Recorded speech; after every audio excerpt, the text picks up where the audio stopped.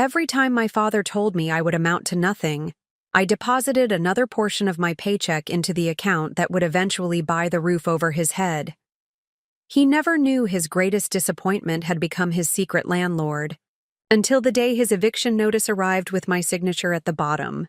Before we jump back in, tell us where you're tuning in from, and if this story touches you, make sure you're subscribed, because tomorrow, I've saved something extra special for you. Growing up in the shadow of Richard Mercer was like living under a permanent storm cloud.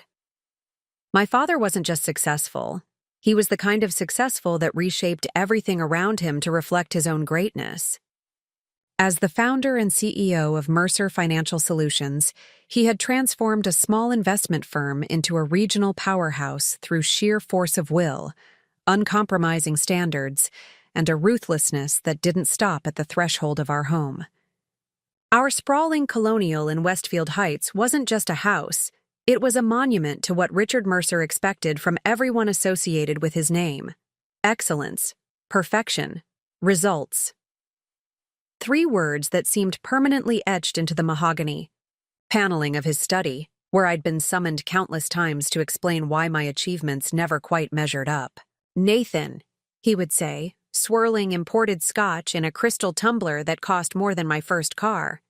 "When I was your age, I was already managing client portfolios. What exactly do you have to show for yourself?" The truth was, I had plenty to show. Just nothing he would recognize as valuable. While my father built his empire on aggressive acquisition and high-risk investments, I had quietly developed a different kind of expertise. I understood property, not as trophies to be displayed, but as foundations to be built upon. Where he saw transactions, I saw transformations. But Richard Mercer didn't consider real estate management a proper career, especially not the kind I pursued.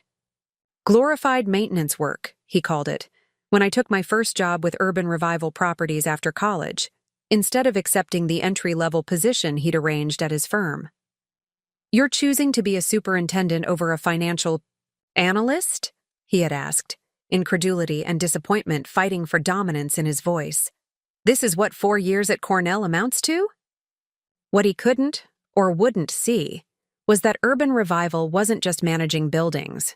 We were revitalizing neighborhoods, creating affordable housing in communities that needed stability, and generating sustainable returns in the process. The work aligned with everything I valued: practical problem-solving, community impact, and long-term thinking. My supervisor, Eleanor Washington, had recognized my potential immediately. A former corporate lawyer who had walked away from a partnership track to pursue community development, she became the mentor my father never was. "Nathan, you have an instinct for this work," she told me after I'd successfully restructured the management of 3 underperforming properties in my first year. "You see the potential in places others have written off." Under Eleanor's guidance, I learned every aspect of the business, from maintenance logistics to tenant relations, from financing models to zoning regulations. I absorbed everything, working longer hours than I ever had studying for my father's approved business courses. The difference was, this didn't feel like work. It felt like purpose. By my 3rd year at Urban Revival, I had developed a reputation as someone who could turn around troubled properties. I lived modestly in a small apartment in one of our renovated buildings, saving most of my salary and bonuses. My father, of course, saw this as further evidence of my failure to launch. 28 years old and living in a converted warehouse," he remarked during one of our increasingly rare family dinners. "Is this really your ambition, Nathan? To be the best educated handyman in the city?"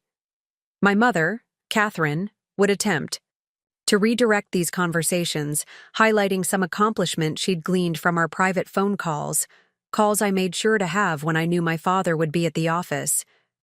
"Richard, Nathan just received another promotion. He's managing their entire East Side portfolio now," she offered, hope brightening her voice. My father barely looked up from his plate. "East Side of what? That's the wrong side of town to be making any real connections." These dismissals stung less than they once had. I had stopped measuring my worth by Richard Mercer's yardstick. I had my own metrics now: buildings stabilized, tenant satisfaction scores, community programs established, return on investment for our socially conscious investors. By these standards, I wasn't just succeeding, I was excelling. What my father also didn't know, what no one in my family knew, was that I had begun investing personally. Eleanor had encouraged me to put my knowledge to work for myself, not just the company. "Nathan, you understand this market better than people who've been in it twice as long," she told me one evening as we reviewed quarterly reports. "You should be building your own portfolio." Starting small with a rundown duplex, I applied everything I'd learned at Urban Revival. I lived in one unit while renovating the other, then rented out both when I was done. The returns funded my next investment, then the next. I kept my growing portfolio separate from my work at Urban Revival, though Eleanor knew and supported my side ventures. Within 5 years, I owned 7 properties outright, with partial ownership in 3 larger apartment buildings through carefully chosen partnerships. I established Restoration Capital, LLC, as the holding company, intentionally, maintaining a low profile, not out of shame, but strategy. I had learned that some of the best opportunities came when people underestimated you, a lesson inadvertently taught by my father's constant dismissal. I might have continued indefinitely along this parallel track: corporate success at Urban Revival, private wealth building through Restoration Capital, if not for the listing that appeared one Tuesday morning in my regular market scan. 42 Oakmont Drive, my childhood home. At first, I thought it was an error. The Mercer estate wasn't just a house, it was my father's crown jewel, the physical manifestation of his success. He would never sell it. A quick call to my mother confirmed. Otherwise, "Your father hasn't told you?" she asked, her voice tight with the strain of navigating between us. "He's been having difficulties with the business. Some investments didn't perform as expected." "How bad is it?" I asked, already pulling up Mercer Financial's public records on my computer. "Bad enough that downsizing has become necessary," she replied carefully. "The house is too much for us now anyway. Too many rooms we don't use." The records told a more alarming story. Mercer Financial had over-leveraged on several high-risk ventures that had collapsed spectacularly. The firm wasn't just downsizing. It was in free fall. And my father, true to character, had apparently kept this from everyone, including his family, until the situation had become untenable. I sat back in my chair, staring at the listing for the house where I had grown up. The house where I had never been good enough. The house that represented everything my father valued, and everything I had supposedly failed to achieve. The asking price was ambitious, especially in the current market. My father was trying to project strength even in retreat. But I knew the property intimately, its true value, its maintenance issues, which the listing conveniently minimized, and exactly how much it meant to Richard Mercer to have it sold to someone worthy of his legacy. As I studied the virtual tour, an idea took shape. A terrible, perfect idea that would either heal the rift between us or sever it permanently. I called my bank and then my attorney. "I want to make an offer," I said, "but through a shell company. The seller can't know who's buying." For the first time in my life, I would use my father's playbook, not to follow in his footsteps, but to show him the path he had missed. I would become the owner of 42 Oakmont Drive, not out of revenge or resentment, but as a final attempt to bridge the chasm between us. If Richard Mercer couldn't respect me as a son, perhaps he would finally see me clearly as a businessman.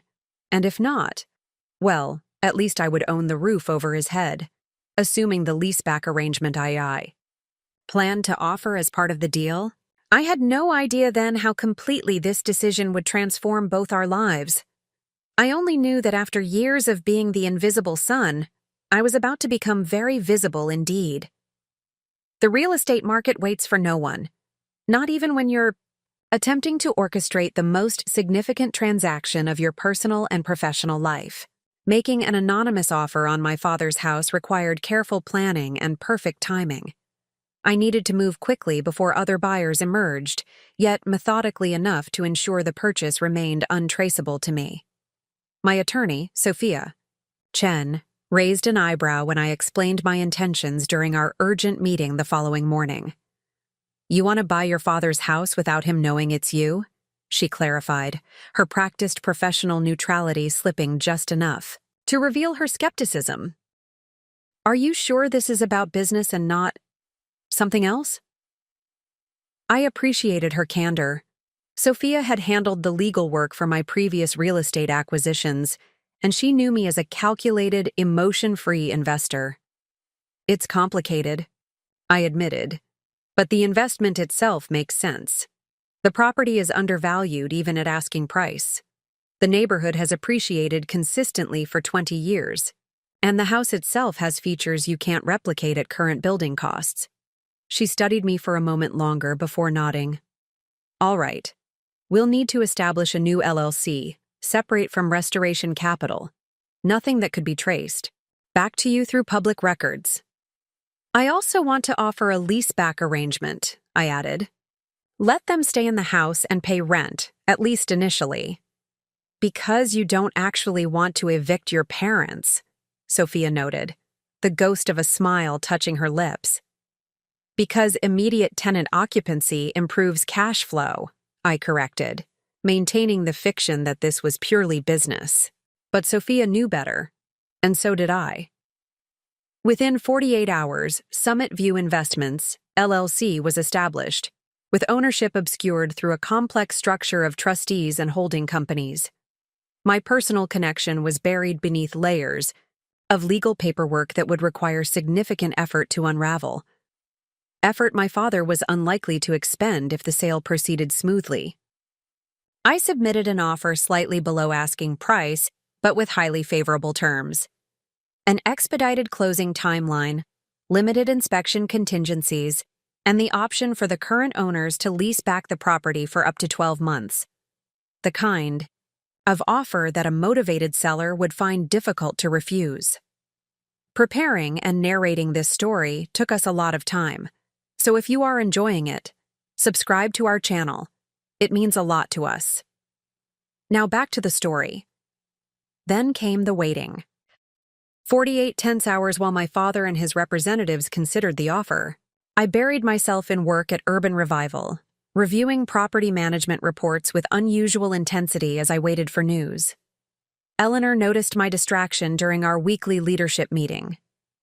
"Nathan, you've checked your phone 6 times in Dway." "The last 15 minutes, she observed after the other team members had filed out. "Either you're expecting life-changing news, or you've suddenly developed a social media addiction." I hesitated, then decided to trust the mentor who had never given me reason to doubt her judgment. I explained the situation, my father's financial troubles, the house for sale, and my anonymous offer. Eleanor listened without interruption, her expression thoughtful. When I finished, she was quiet for a long moment before responding. "I understand wanting to prove yourself to your father," she said carefully, "but I'm concerned about the secrecy. In my experience, transactions built on deception rarely end well, even when the intentions are good." "It's not deception," I countered. "It's a legitimate business transaction. The seller doesn't need to know the buyer's identity." "But this isn't just any seller. It's your father. And this isn't just any property. It's your childhood home."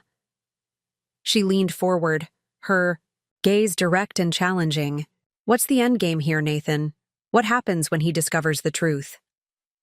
I had asked myself the same question repeatedly over the past days, and still had no satisfying answer. Part of me imagined a dramatic revelation where my father would finally recognize my business acumen. Another part feared his inevitable rage at what he would perceive as a betrayal or usurpation.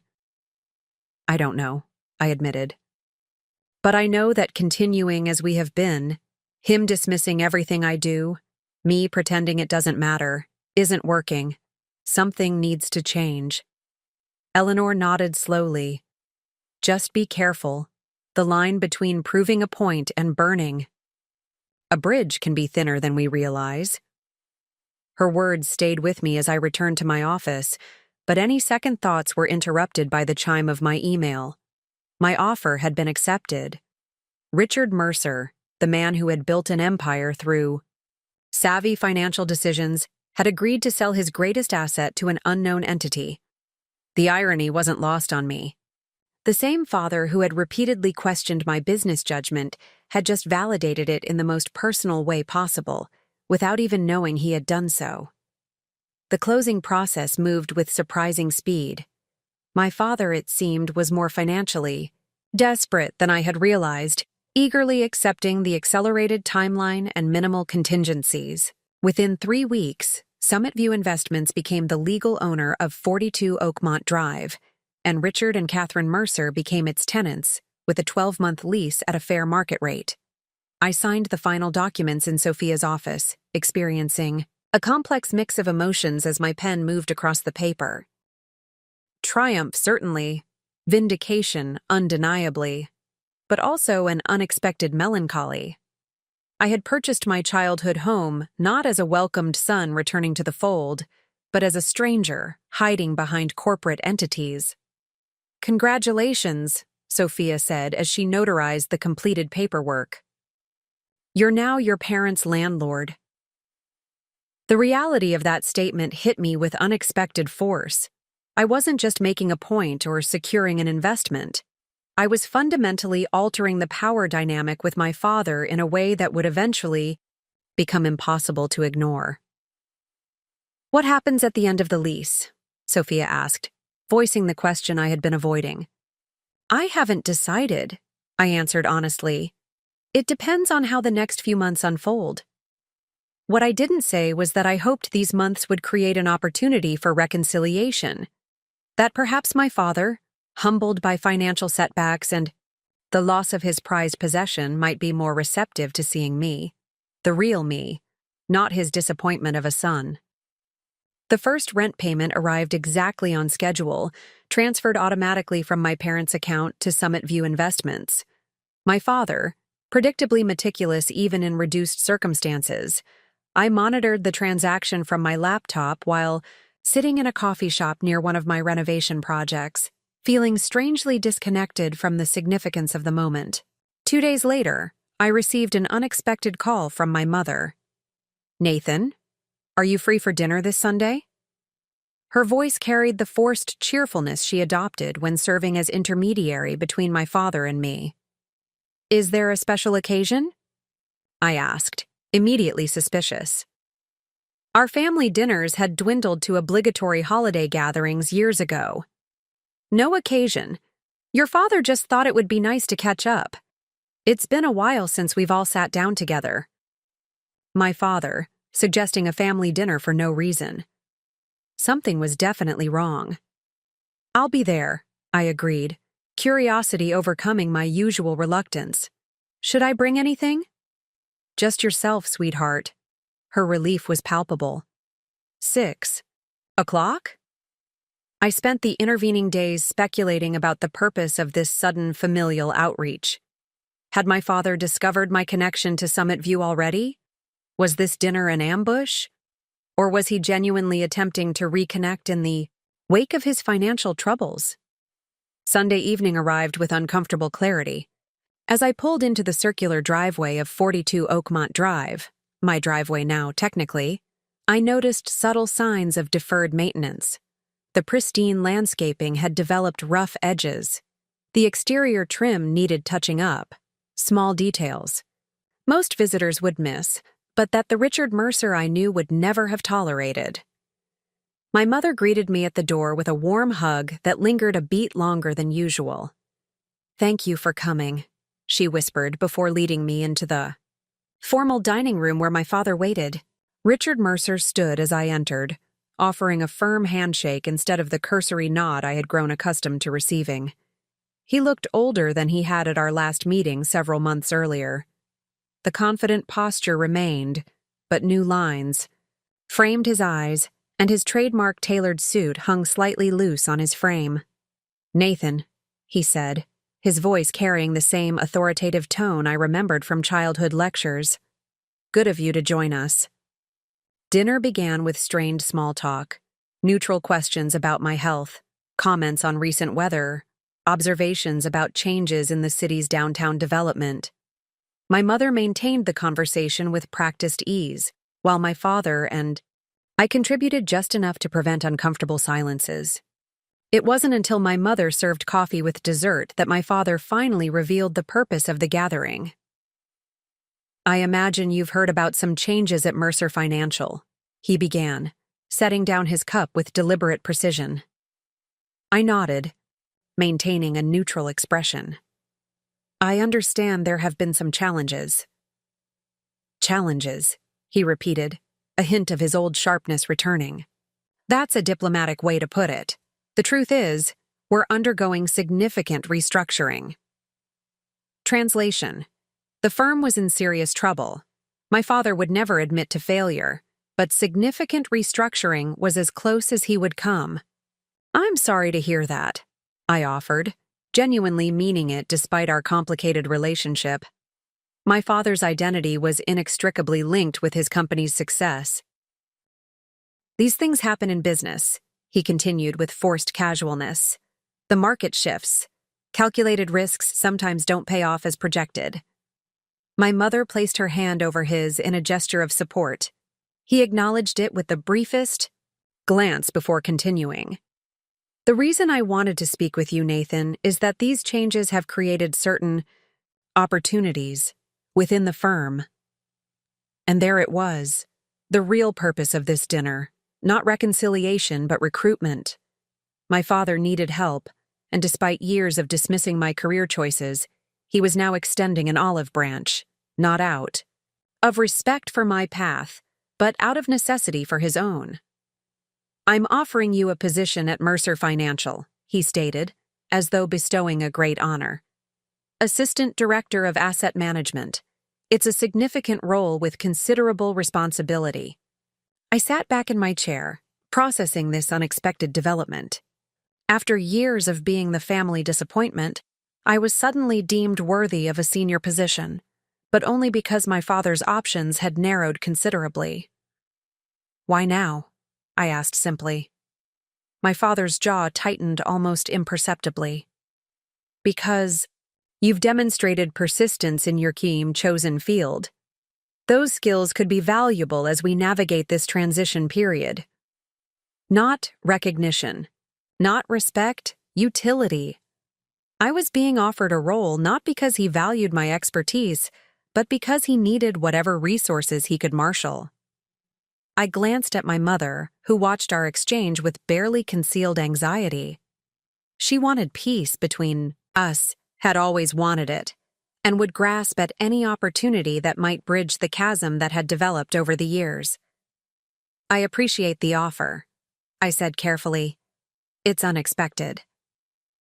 "Take some time to consider it," my father replied, interpreting my response as hesitation rather than rejection.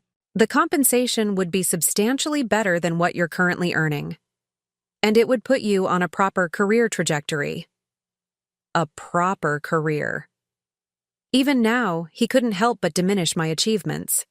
I wondered briefly how he would react if I revealed that I now owned the very house we were sitting in, that my improper career had positioned me to purchase his most prized possession when his proper career had forced him to sell it.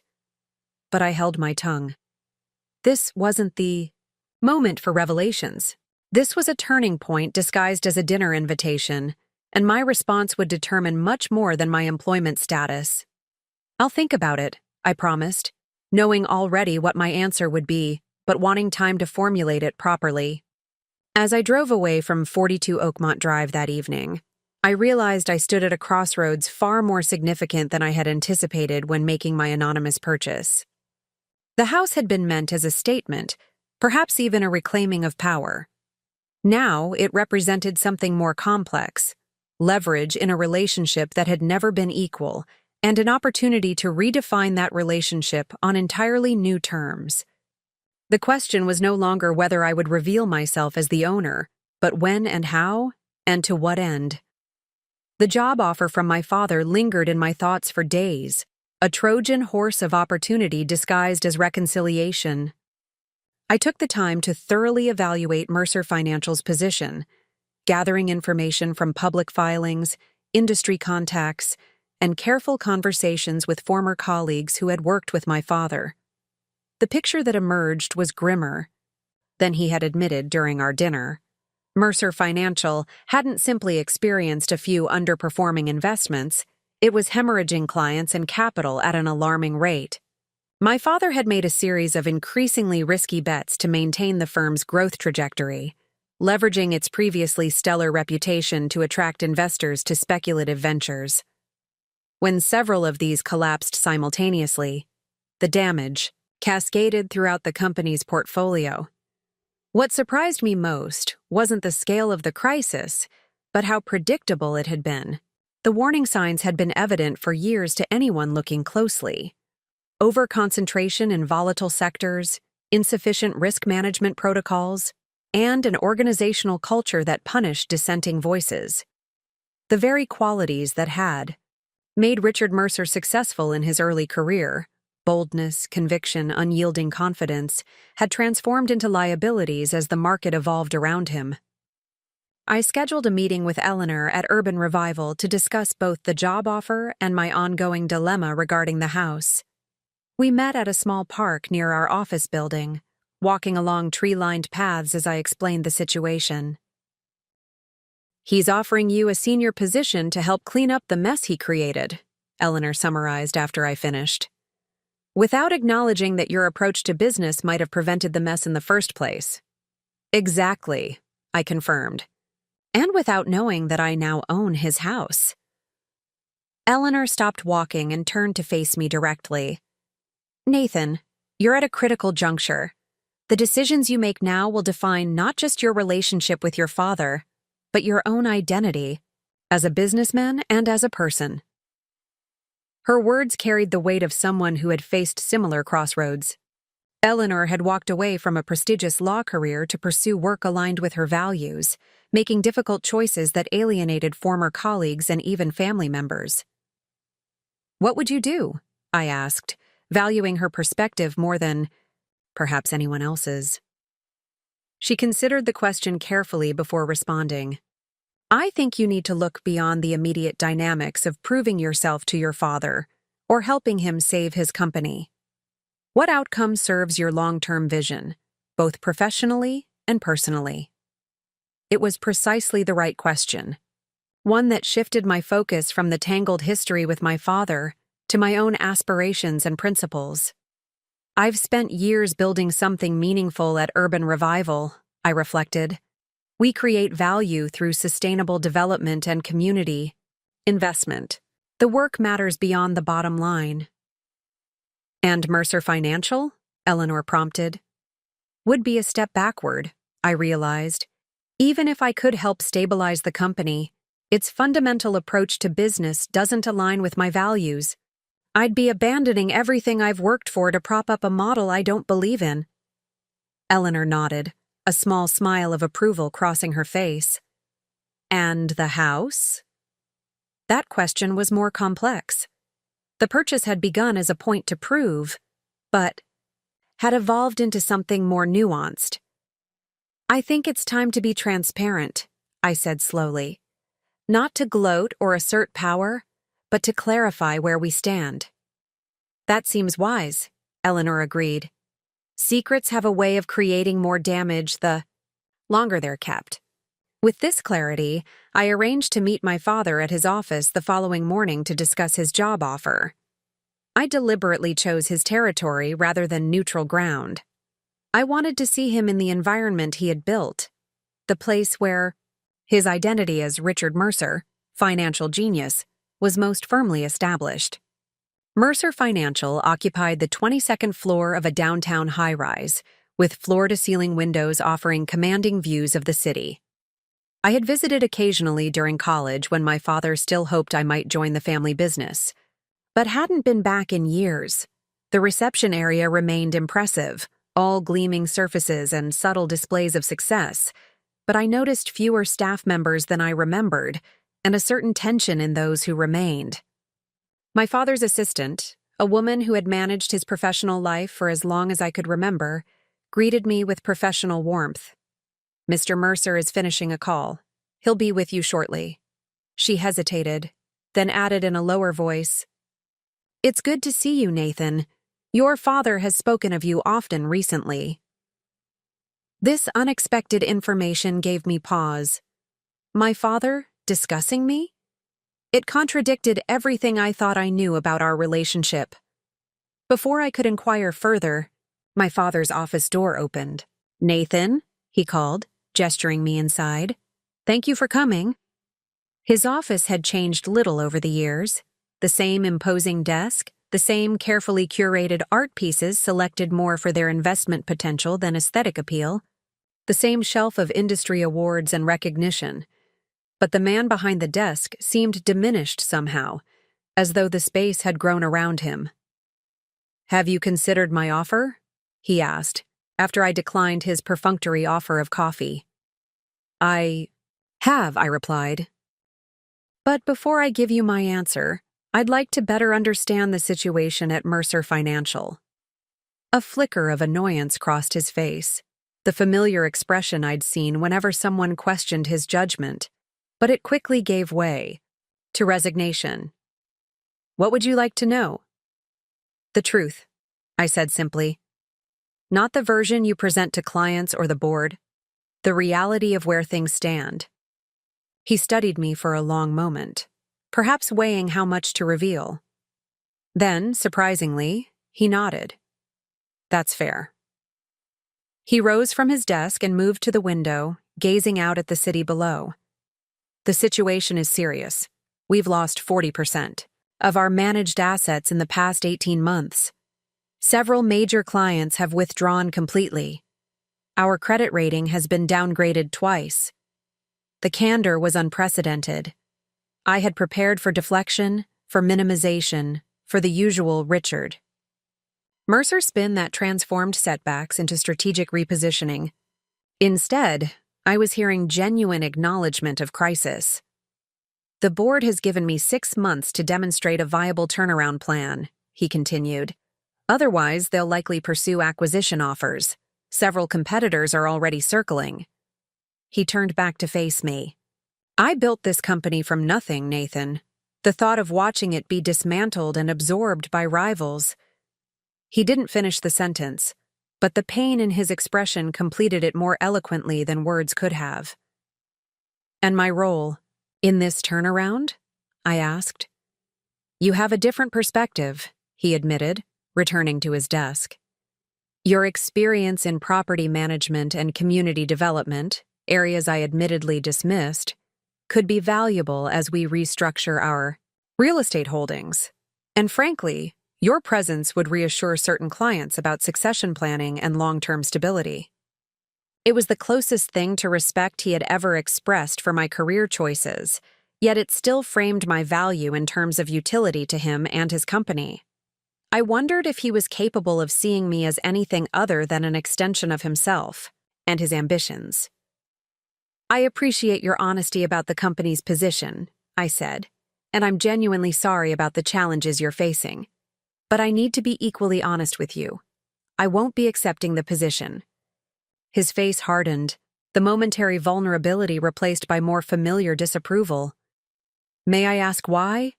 "The compensation package is substantial, Nathan. Far more than you're making in your current role." "It's not about the money," I explained. "Urban Revival is doing important work that aligns with my values. The skills I've developed there aren't just transferable to Mercer Financial.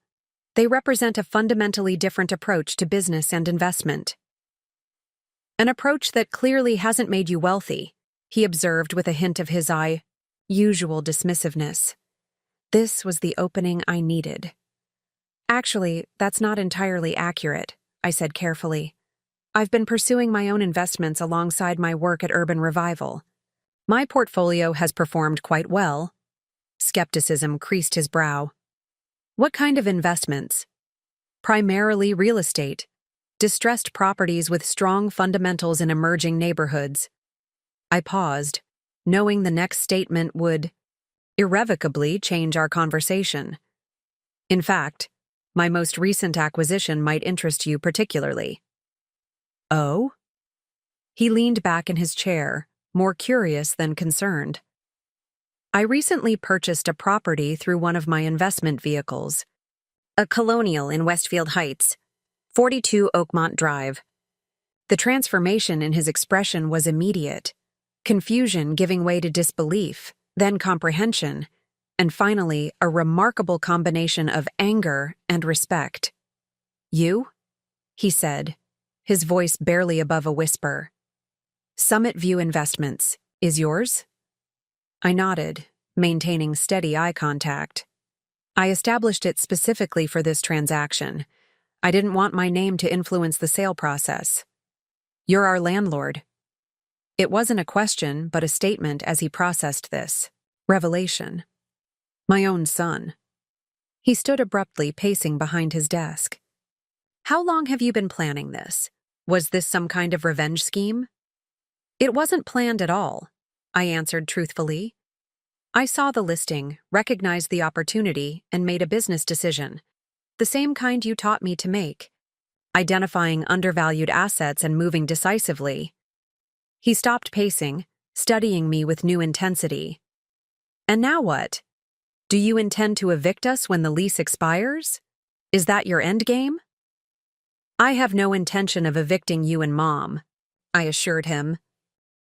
The leaseback arrangement can continue as long as you wish, or if you prefer to purchase the property back at market value, I'm open to that discussion as well. Purchase it back, he repeated bitterly. From my son. The property I bought before you were born. He shook his head, a harsh laugh escaping him. The irony is spectacular. This isn't about humiliating you, I said firmly.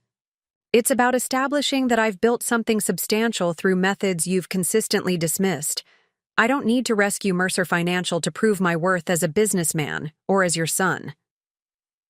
The words hung between us, reshaping the air in the room. For perhaps the first time in our relationship, we were speaking as equals, not in status or achievement necessarily, but in the fundamental dignity of our respective positions. My father returned to his seat, the initial shock giving way to a more measured assessment. How extensive is your real estate portfolio? He asked after a prolonged silence. 12 properties owned outright, partial ownership in 5 multi-unit developments, and 2 commercial properties, I answered. All cash flow positive, with an average annual return of 11%. He nodded slowly, calculation replacing emotion in his expression. Impressive, he acknowledged, the word clearly difficult for him to voice.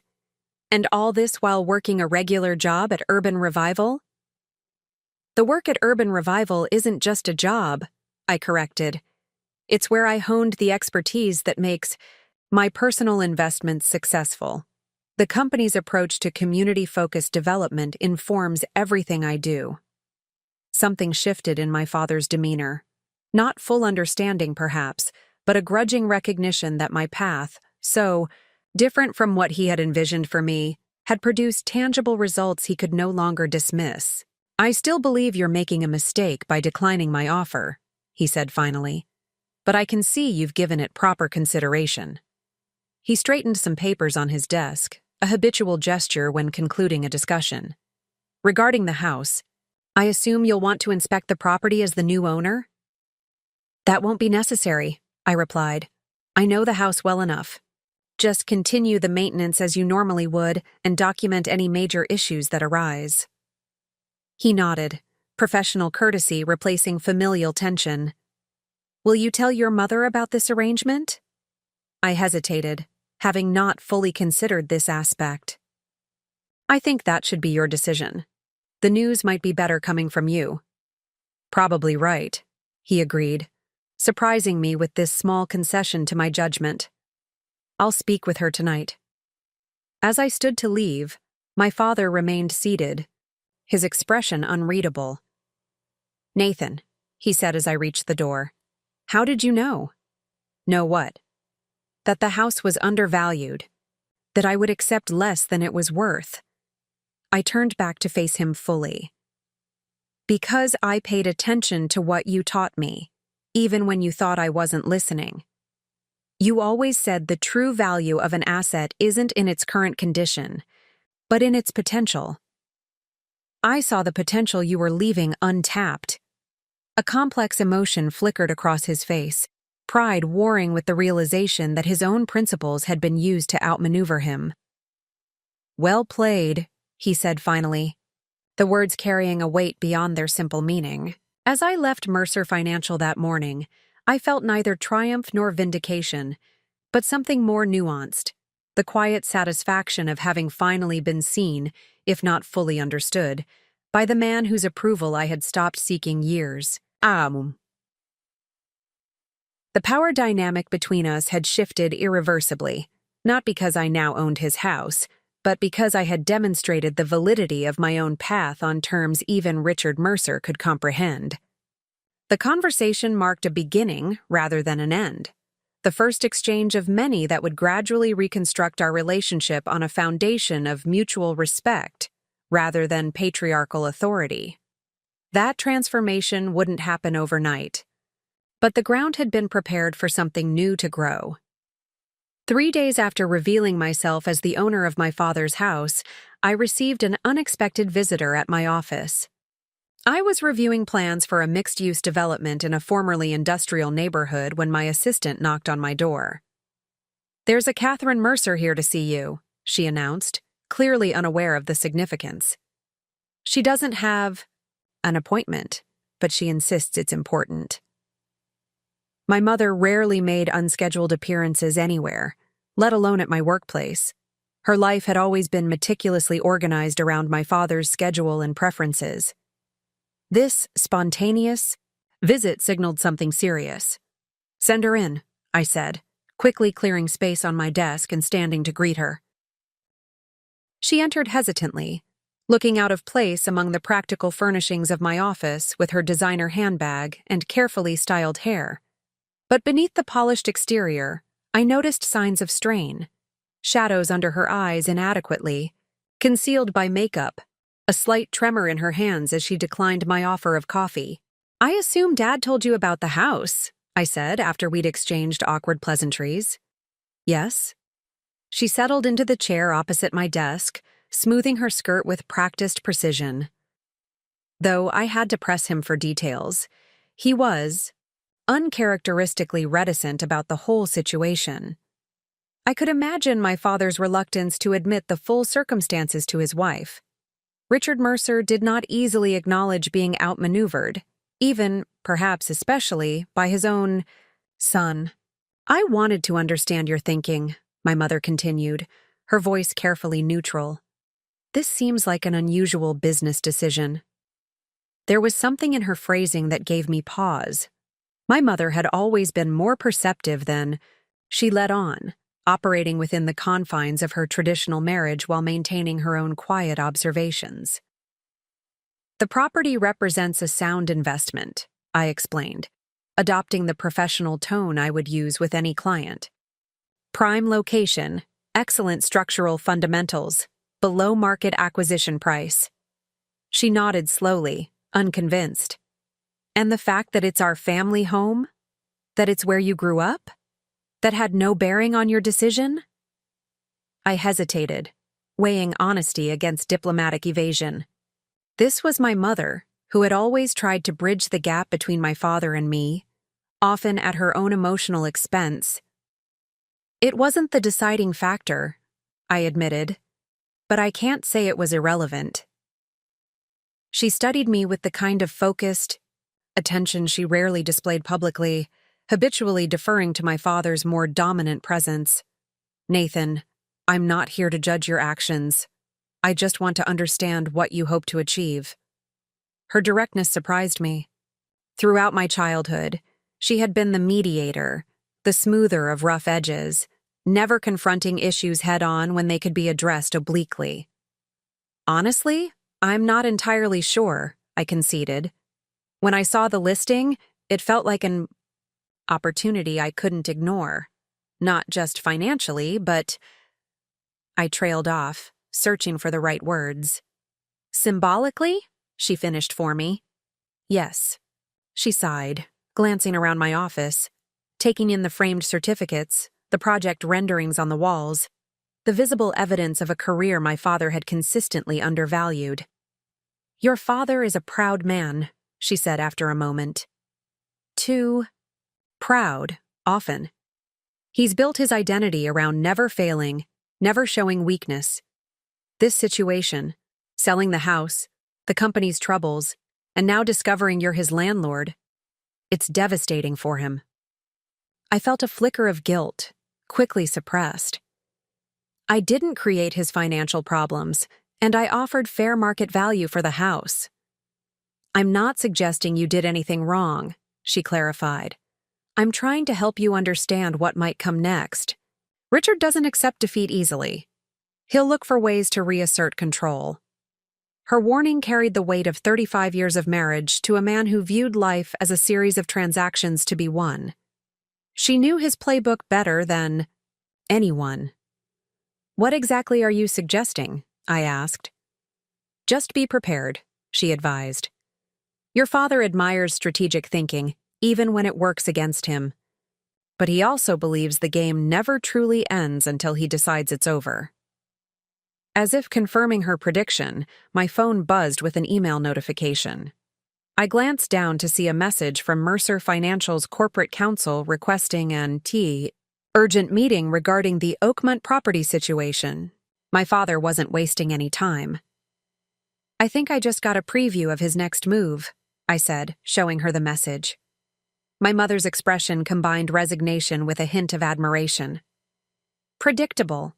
He's shifting to legal terrain where he feels confident. Does he have any grounds to challenge the sale? I wondered aloud, mentally reviewing the transaction details. Almost certainly not, she replied with surprising confidence. The sale was properly executed through licensed brokers and attorneys, but that won't stop him from looking for leverage. She gathered her purse, preparing to leave. Nathan, may I offer some advice? As someone who has navigated Richard's world for decades? Of course. Don't engage on his terms. He excels at confrontation and adversarial negotiations. That's where he spent his career. She stood, smoothing her clothing with the habitual gesture I remembered from childhood. Find another approach, one he wouldn't expect from you. Her insight was penetrating and practical. My mother had always been more strategic than she appeared, subtly influencing outcomes while maintaining a carefully cultivated image of supportive spouse. Thank you, I said, meaning it sincerely, for the warning and the advice. She nodded, then hesitated at the door. One more thing, whatever happens with your father, I want you to know I've always been proud of the path you've chosen. Your work, creating homes and communities that lift people up, it matters. Perhaps more than the wealth your father has pursued. The words struck me with unexpected force. My mother had always been supportive, but in the quiet background, way that avoided direct contradiction of my father's judgments. This explicit affirmation of my choices represented a significant departure from her usual careful neutrality. That means a lot, I managed, emotion threatening to crack my professional composure. She offered a small smile before departing, leaving me to contemplate both her warning and her unprecedented endorsement of my career. I didn't have long to reflect. Within an hour, Sophia Chen called to inform me that Mercer Financial's attorneys had requested all documentation related to the house purchase, citing concerns about potential conflicts of interest and disclosure issues. They're fishing, Sophia assessed bluntly. The transaction was clean, but they'll look for any technical violation or procedural irregularity they can use as leverage. What's the worst-case scenario? I asked. Realistically, they might find grounds to delay the closing process if it weren't already completed, or they could potentially pursue damages if they could prove you had insider information that affected The sale price. She paused. But Nathan, we were meticulous with this transaction. Every disclosure was properly made. The offer was fair and transparently presented. They're posturing, not presenting a genuine legal threat. I appreciated her confidence but remained unsettled. My father had built his career on identifying and exploiting weaknesses others had missed. If there was a vulnerability in the transaction, he would find it. That evening, I received a second, more direct communication, a text message from my father himself. We need to discuss terms for moving forward. Dinner tomorrow, 7 p.m., Carlton Restaurant. Just us. The Carlton was my father's preferred venue for high-stakes business negotiations. Expensive enough to impress, private enough for sensitive discussions. His choice of location sent a clear message. This was a business matter, not a family. 1.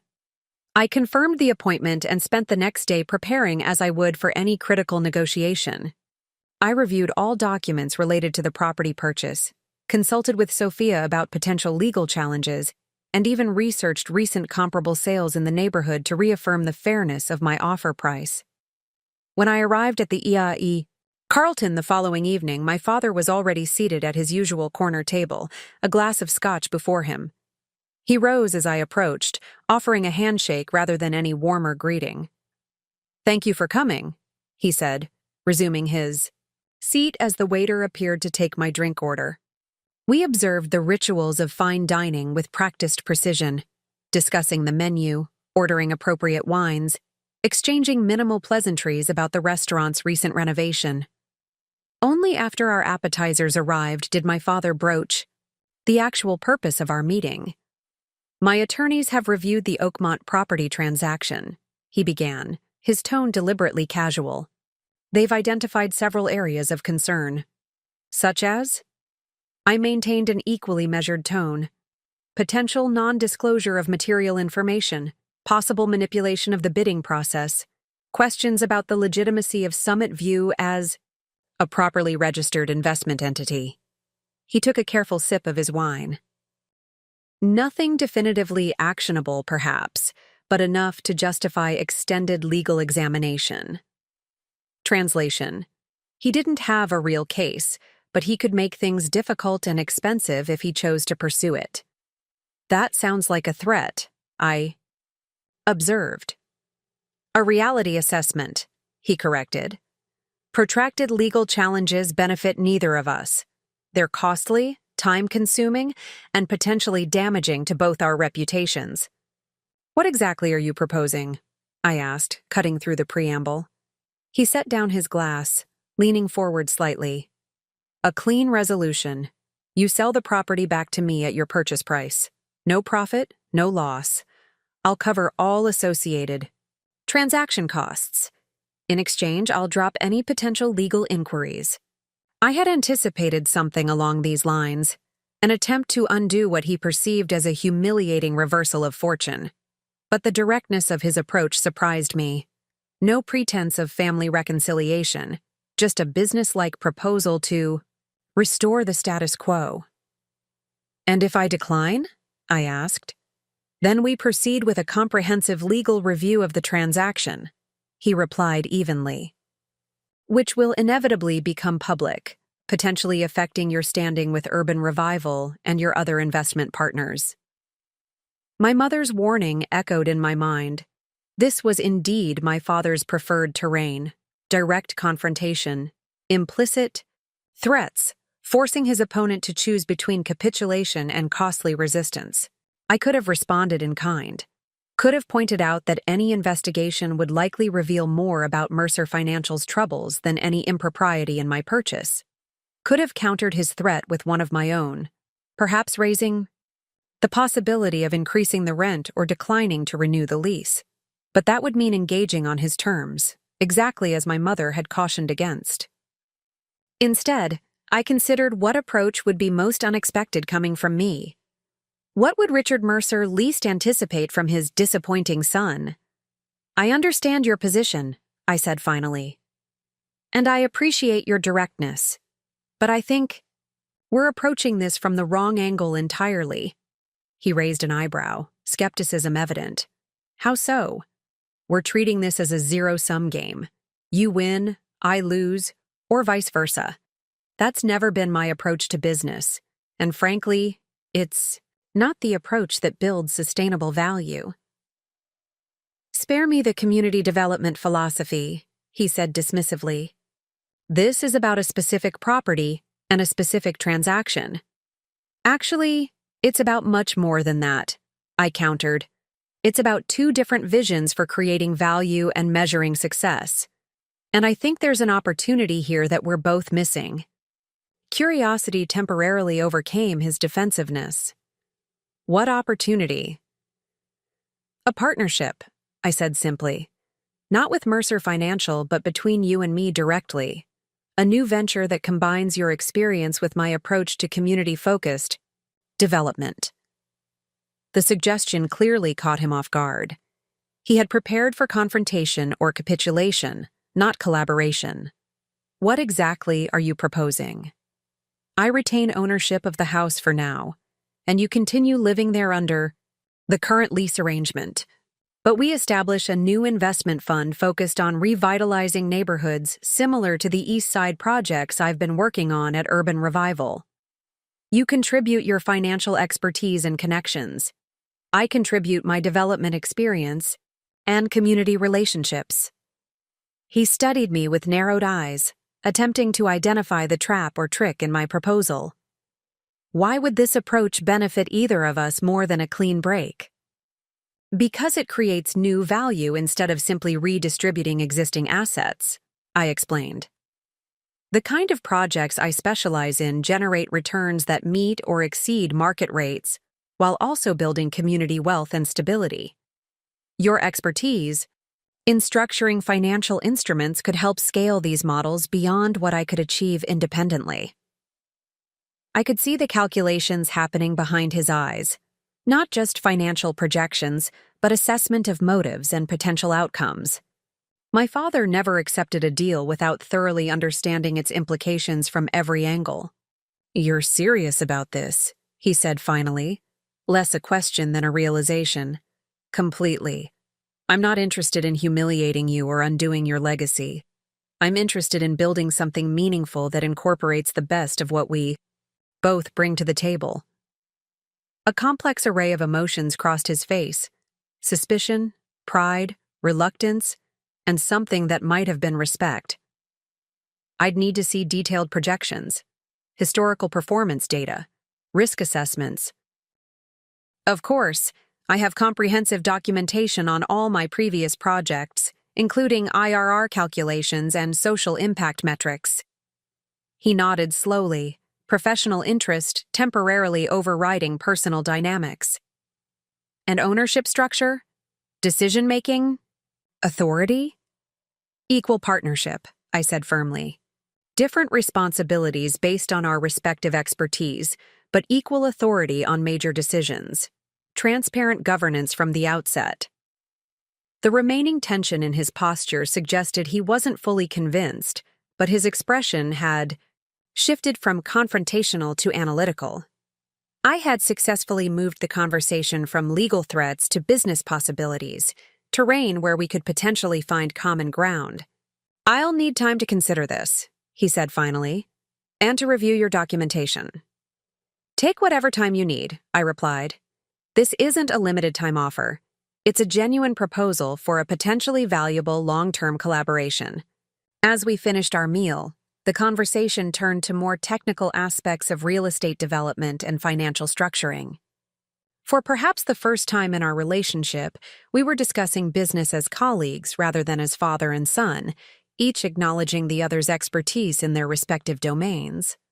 When we parted outside the restaurant, my father extended his hand with a firmness that communicated both caution and possibility. I'll be in touch next week after I've reviewed your materials. I look forward to it, I replied honestly. Driving home that night, I reflected on how differently the evening had unfolded from what I had anticipated. I had expected ultimatums and power plays, not the tentative beginning of a professional partnership. Whether my father would ultimately Embrace the proposal remained uncertain, but I had successfully changed the nature of our interaction. From adversaries fighting over the past to potential collaborators building something new. The house that had once symbolized my father's success and my inadequacy in his eyes might yet become the foundation for a relationship based on mutual respect rather than patriarchal authority. The transformation wouldn't happen overnight, and the path forward would undoubtedly include setbacks and disagreements, but for the first time, I could envision a future where Richard Mercer and I related to each other as equals, each valued for our distinct contributions rather than measured against a single standard of success. That possibility, more than any property acquisition or financial victory, represented the true opportunity emerging from our conflict. A week passed with no word from my father. Then, too, I continued my work at Urban Revival, deliberately giving him space to consider my partnership proposal without pressure. Eleanor noticed my distraction during our weekly strategy meeting. "The situation with your father still unresolved?" she asked as we walked to the site of our newest project, a former warehouse being converted into affordable artist studios and low-income housing. "He's taking his time to respond," I explained. Which is actually a positive sign. If he'd rejected the idea outright, I would have heard immediately. Eleanor nodded, understanding the dynamics. Strategic patience is underrated. Most people rush important decisions out of anxiety rather than allowing the proper time for consideration. We toured the construction site, discussing material selections and timeline adjustments. I appreciated the concrete problems of building rehabilitation. The straightforward challenges of structural engineering and budget management were refreshingly simple compared to the complex emotional terrain I was navigating with my father. That evening, I received an unexpected call from my mother. "Your father would like to meet again," she said without preamble. "But not at the restaurant. He's asking if you could come to the house tomorrow evening." The location change was significant. The house represented both the tangible asset at the center of our conflict and the emotional backdrop of our complicated history. By meeting there, my father was acknowledging both dimensions of our situation. "What's his frame of mind?" I asked, trying to gauge what to expect. "Thoughtful," she replied after a moment's consideration. "He's been unusually quiet, spending hours in his study with your proposal documents. I haven't seen him this focused on something outside of Mercer Financial in years." The next evening, I parked in the driveway of 42 Oakmont Drive with a strange mixture of emotions. As both the homeowner and the son, I occupied dual roles that created an almost surreal dissonance. Should I knock on the door of my own property? Should I use the key I now legally possessed but had never used? I opted to knock, maintaining the social boundaries that seemed appropriate given the circumstances. My mother answered, greeting me with a warmer embrace than usual. "He's in the study," she said, her tone conveying more than her words. "He's been preparing for this conversation all day." The study had always been my father's inner sanctum, the place where he made his most significant decisions, and where my childhood transgressions had been judged and sentenced.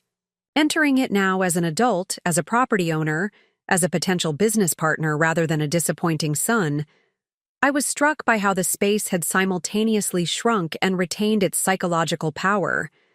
My father stood as I entered, not behind his desk as I expected, but beside the fireplace where two chairs had been arranged facing each other. Another departure from the expected script. "Nathan," he greeted me, gesturing to the chairs. "Thank you for coming." We sat, and I waited for him to begin. He had called this meeting. It was his move to make. "I've spent considerable time reviewing your proposal and researching your previous projects," he said, his tone businesslike but lacking its usual edge. "There are aspects of your approach that I find intriguing." Coming from Richard Mercer, this qualified as effusive praise. I nodded, allowing him to continue without interruption. The Riverfront Commons project in particular demonstrated unusual financial architecture, he noted. The combination of tax credit syndication, private investment, and community ownership stakes created returns that substantially outperformed the market while limiting downside risk. I was surprised by his detailed knowledge of one of my most complex deals. It took nearly 18 months to structure that transaction, I acknowledged.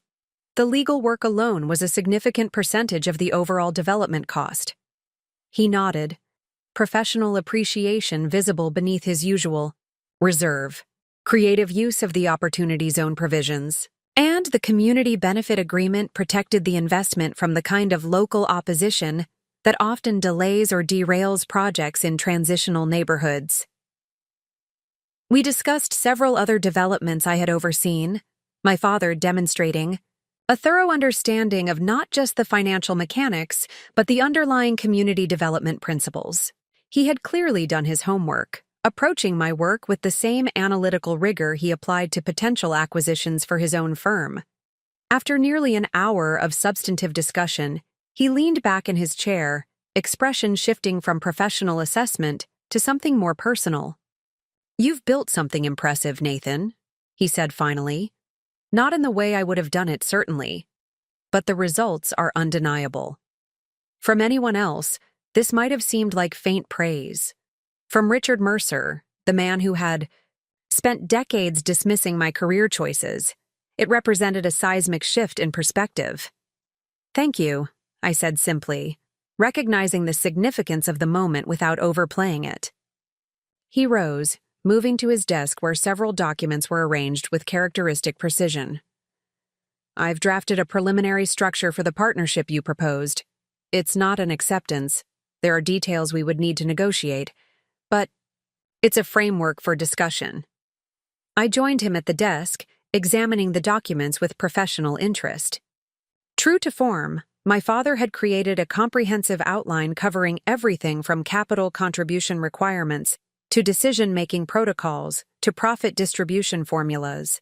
The level of detail reflected serious consideration rather than perfunctory response. "This is thorough," I observed, genuinely impressed by the quality of his analysis. "You've addressed several structural challenges I hadn't fully resolved in my initial concept." "Experience has its advantages," he remarked, the closest he would come to reminding me of his decades in the business. "The governance structure in particular needs refinement. Equal authority sounds reasonable in principle, but in practice, deadlocks can paralyze operations. I've suggested an alternative approach on page 4. We spent the next 2 hours in detailed discussion of the partnership structure, occasionally disagreeing, but always maintaining professional respect. My father's expertise in financial structuring complemented my on-the-ground development experience in ways that gradually revealed the genuine potential of our collaboration. As the evening progressed, I became increasingly aware of my mother, occasionally passing by the study door, visibly relieved at the civilized tone of our interaction. For perhaps the first time in her marriage, she was witnessing something she had long desired but never experienced: her husband and son engaged in mutually respectful dialogue. Around 11, my father finally gathered the documents, signaling an end to our discussion. "I think we've made good progress," he said, the formal phrasing disguising what seemed like genuine satisfaction. "There are still significant details to resolve, but the fundamental concept appears viable." I agreed, standing to leave. But as I prepared to depart, my father remained by his desk, an uncharacteristic hesitation in his posture.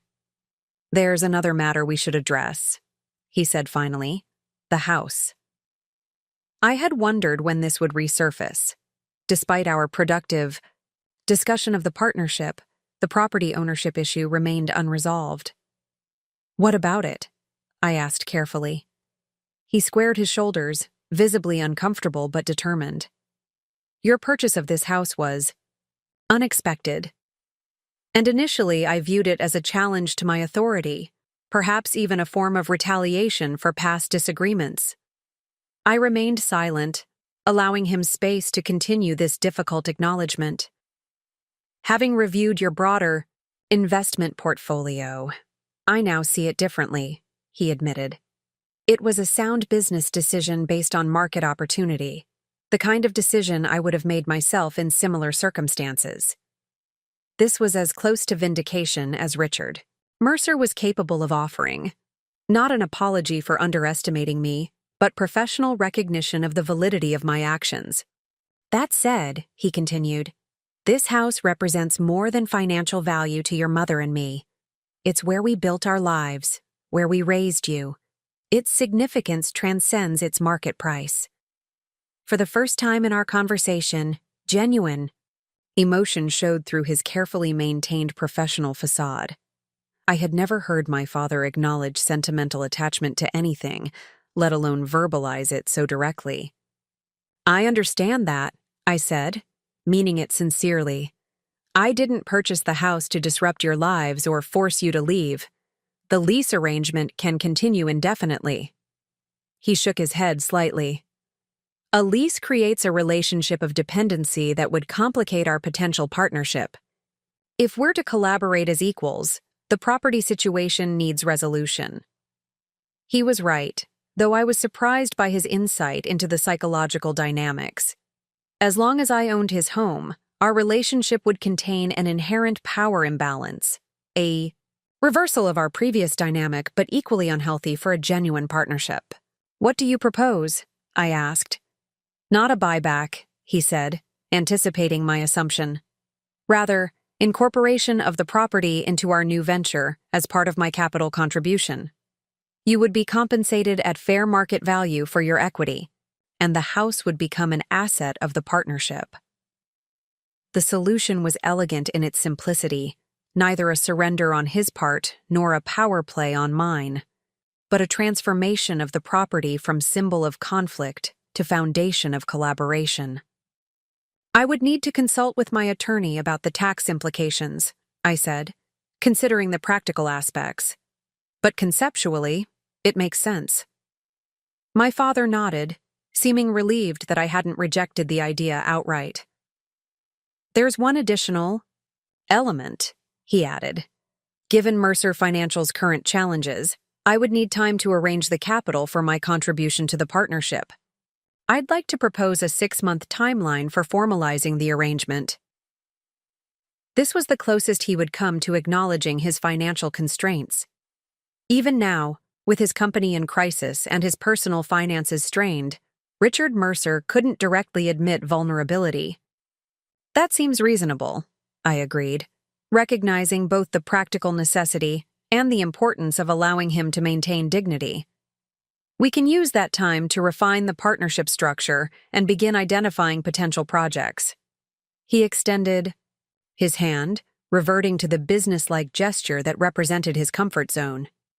Then we have an agreement in principle.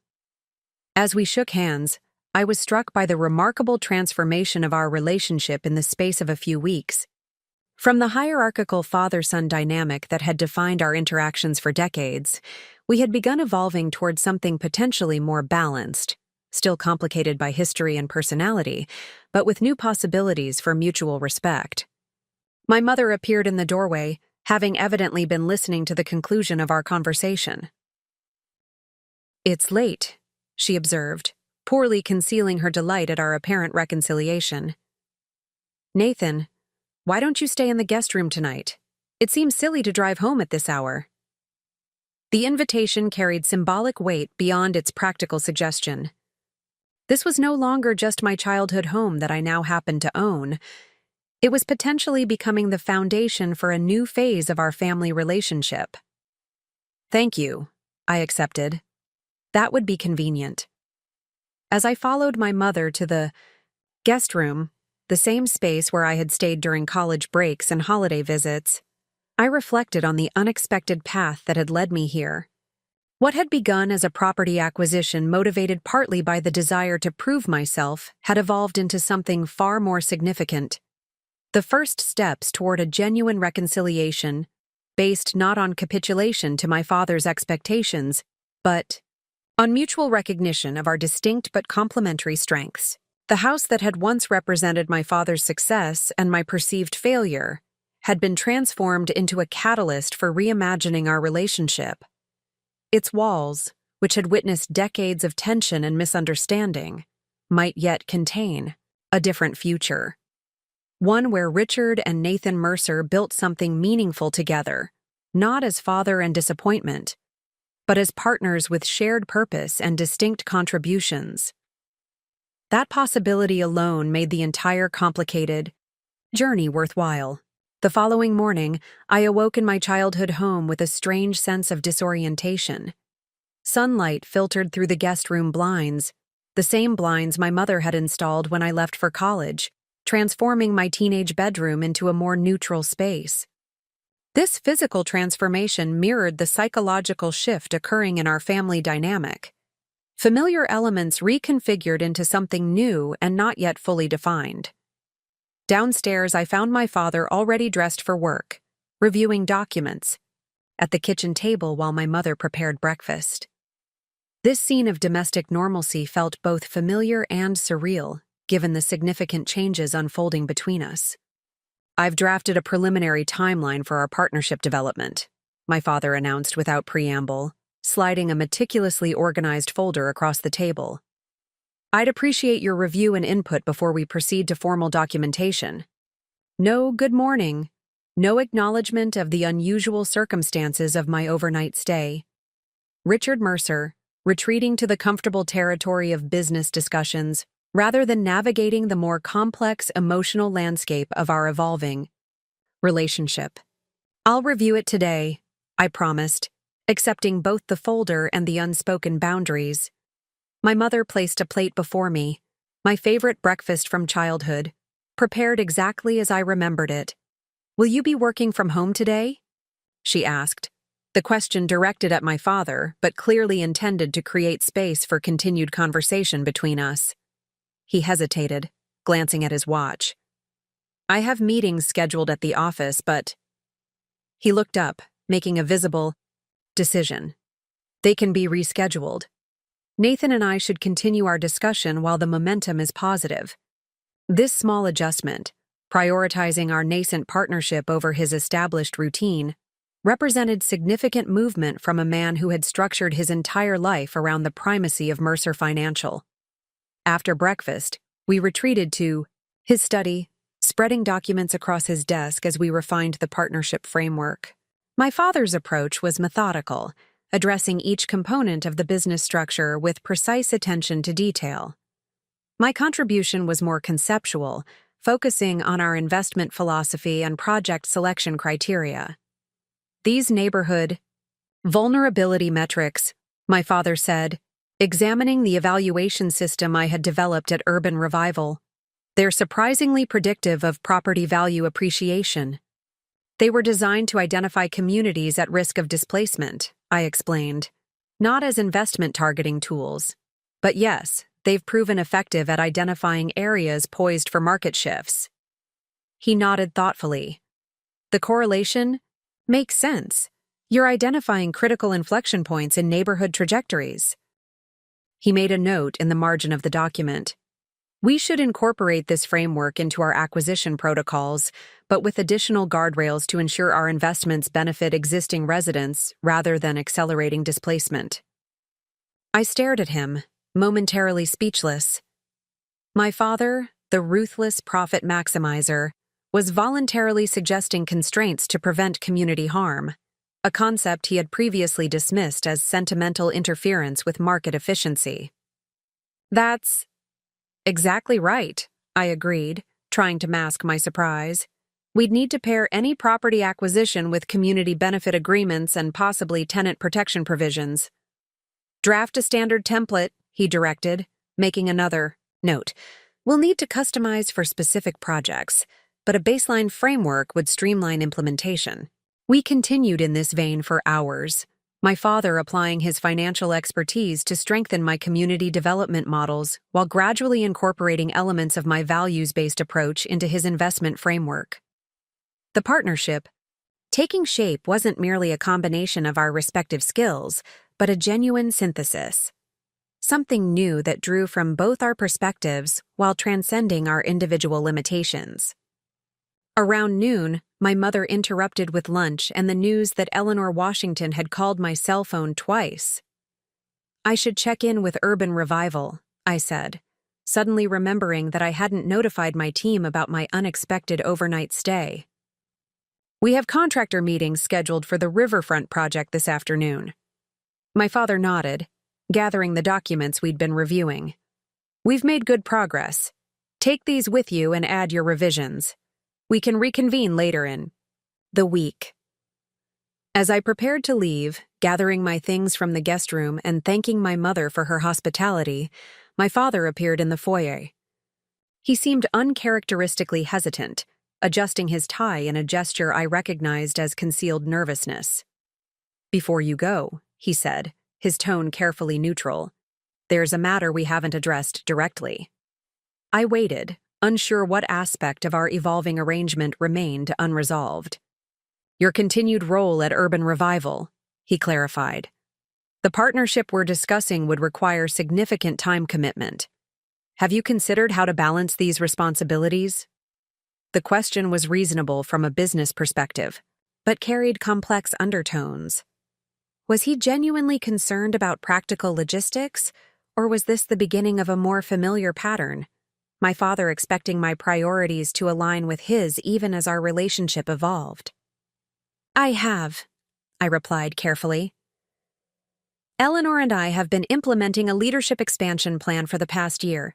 Several project managers are ready for increased responsibility, which would allow me to reduce my direct operational involvement, while maintaining my strategic role." He nodded, processing this information with his usual calculation. "And Eleanor? How would she view your involvement in a separate venture?" "She's always encouraged me to expand my independent investments," I explained. "She understands the value of cross-pollination between different approaches to community development." My father absorbed this, then asked the question that revealed his deeper concern. Would she see our partnership as contradicting Urban Revival's mission? And there it was. Not just logistical concern, but awareness of the potential value, conflict between his profit-focused history and the community-centered organization that had shaped my professional identity. This recognition of competing ethical frameworks represented a level of self-awareness I had rarely glimpsed in Richard Mercer. "It would depend on the specific projects we undertake and how we structure community benefits," I answered honestly. "Eleanor isn't opposed to profit in principle. Urban Revival generates consistent returns for its investors. But she would expect genuine commitment to community impact, not just cosmetic social responsibility." He considered this, then made a decision. "Invite her to review our partnership framework once we've completed the initial draft. Her perspective could be valuable, and her support, or at least her understanding, would be advantageous for implementation." This willingness to subject his plans to external evaluation, particularly from someone representing a value system he had previously dismissed, was unprecedented. Richard Mercer had spent decades as the unquestioned authority in his domain, resistant to outside influence or criticism. "I think that's an excellent idea," I agreed, careful not to overemphasize the significance of this concession. "Eleanor has extensive experience with multi-stakeholder ventures. Her input could strengthen our model." As I drove from Oakmont Drive to the Urban Revival offices, I reflected on the remarkable evolution in my father's approach. The man who had once dismissed my career choice as naive do-goodism was now proposing a business structure that integrated community benefit considerations. The father, who had repeatedly labeled me a failure, was now acknowledging the value of my professional expertise. Eleanor was waiting in my office when I arrived, curiosity evident in her expression. "Overnight strategy session with your father?" she asked, her tone suggesting she found the situation both surprising and intriguing. I explained the developments of the past 24 hours, the productive discussion of the partnership framework, the proposed resolution of the house ownership, and most significantly, my father's request for her eventual review of our business model. Richard Mercer wants my opinion? Eleanor repeated, genuine astonishment breaking through her usual composure. The same Richard Mercer who once said community development was charity masquerading as business? The very same, I confirmed, though I think his perspective is evolving. Eleanor leaned back in her chair, processing this information. People can change, Nathan. I've seen it throughout my career. But transformation of core values is rare, especially later in life. What's driving this shift in your father's approach? I considered the question carefully. Multiple factors, I think. The financial difficulties at Mercer Financial have forced him to reconsider his business assumptions. The house purchase demonstrated that my approach generates tangible results. And perhaps... I hesitated, reluctant to overinterpret.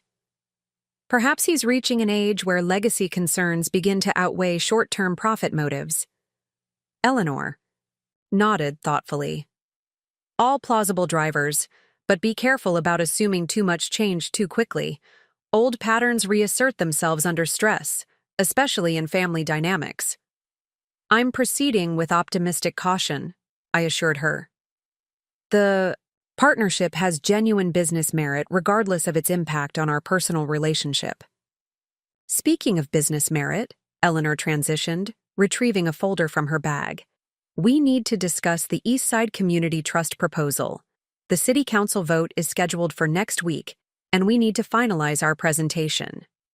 We spent the remainder of the afternoon focused on Urban Revival's ongoing projects, the partnership with my father temporarily set aside as I re-engaged with my established responsibilities. The familiar challenges of community development work, navigating zoning regulations, balancing diverse stakeholder interests, securing appropriate financing, provided a grounding counterpoint to the uncertain terrain of family reconciliation. That evening, I returned to my apartment for the first time in nearly 48 hours. The modest space reflected my practical priorities, comfortable but not luxurious, with most of the wall space dedicated to maps and project renderings rather than personal mementos. I had always viewed this apartment as primarily functional, a place to sleep between workdays rather than a true home. Now, surveying its sparse furnishings and impersonal atmosphere, I wondered if this space reflected not just practical priorities, but emotional avoidance. Had I created a life deliberately devoid of attachment as a response to my complicated relationship with my father? Had I become so focused on proving my professional worth that I had neglected to build a personal life of depth and connection? These uncomfortable questions lingered as I reviewed the partnership documents my father had prepared. His proposed structure was impressively comprehensive, addressing everything from capital contribution requirements to decision-making protocols to dispute resolution mechanisms. The technical elements were impeccable, reflecting decades of experience in complex financial transactions. What surprised me most, however, were the sections addressing community impact assessment and benefit distribution. My father had integrated several concepts from Urban Revival's approach, creating accountability mechanisms for social outcomes alongside financial returns. The language wasn't perfectly aligned with how I would have framed these elements, but the fundamental commitment to measuring and valuing community benefits represented significant evolution in his thinking. I spent several hours adding comments and suggested revisions, being careful to acknowledge the strengths of his framework while offering substantive improvements where I had relevant expertise. As I worked, I realized we were creating something neither of us could have developed independently, a genuine synthesis of our different perspectives and skills. Around midnight, I sent the annotated documents to my father with a brief message proposing a follow-up meeting later in the week. His response came immediately, suggesting he had been waiting for my input despite the late hour. Review your comments tonight. Meeting Thursday 2 p.m. at Oakmont. Bring partnership naming options. The request for naming suggestions caught me off guard. In my experience, Richard Mercer rarely solicited input on symbolic matters, typically imposing his preferences unilaterally. This small invitation to shape the partnership's identity hinted at a more collaborative approach than I had dared hope for. I closed my laptop and moved to the window, gazing out at the city lights. Somewhere across town, my father was reviewing my suggestions, possibly incorporating my perspective into his thinking. The same father who had spent decades dismissing my choices was now engaging with my ideas as worthy of serious consideration. This shift didn't erase the history of criticism and rejection that had shaped our relationship. The partnership wouldn't magically heal decades of emotional distance. But it represented a beginning, an opportunity to build something new on the complicated foundation of our shared past. As I prepared for bed, I noticed a text message from my mother. "Your father spent the evening talking about your neighborhood, assessment models. I haven't seen him this intellectually engaged in years. Whatever happens with the business, thank you for this." The simple message carried profound meaning. My expertise, developed in a field my father had long derided, had rekindled something vital in him. Our emerging partnership wasn't just about business opportunity or family reconciliation. It represented intellectual engagement and renewed purpose for a man facing the potential collapse of his life's work. That realization shifted my perspective on our collaboration. Beyond financial returns or personal validation, the partnership offered something neither of us had fully acknowledged: the opportunity to complement each other's strengths, to address our respective blind spots, and perhaps to create something more meaningful than either of us could achieve alone. With this broader purpose in mind, I began jotting down potential partnership names, searching for language that would capture not just our business focus, but the underlying values convergence that made our collaboration uniquely promising. By the time I finally slept, I had settled on a frontrunner that I hoped would resonate with my father: Legacy Foundation Partners, a name that acknowledged both our family connection and our shared commitment to building something of lasting value. Thursday afternoon arrived with unexpected complications. A potential investor for Urban Revival's largest project to date requested an emergency meeting that couldn't be rescheduled, forcing me to text my father with an apology and a request to postpone our partnership discussion. His response was surprisingly accommodating. Business priorities understood, rescheduled for Saturday 10 a.m., better timing anyway, some developments to discuss. This flexibility, acknowledging the legitimacy of my existing commitments rather than expecting immediate availability, represented another subtle shift in our dynamic. The Richard Mercer I had grown up with would have viewed any rescheduling as a lack of proper prioritization, particularly when it involved his plans. When Saturday morning arrived, I drove to Oakmont with growing curiosity about the developments my father had mentioned. The house looked different somehow, not physically altered, but viewed through my evolving perspective. This property that had once symbolized my father's success and my perceived inadequacy was transforming into something else, a potential headquarters for a new venture that would combine our distinct strengths. My mother greeted me at the door, with unusual excitement. "He's in the garden," she said, gesturing toward the back of the house. "He's been out there for hours already." The garden was my mother's domain, a carefully cultivated space that my father had always appreciated, but rarely engaged with directly.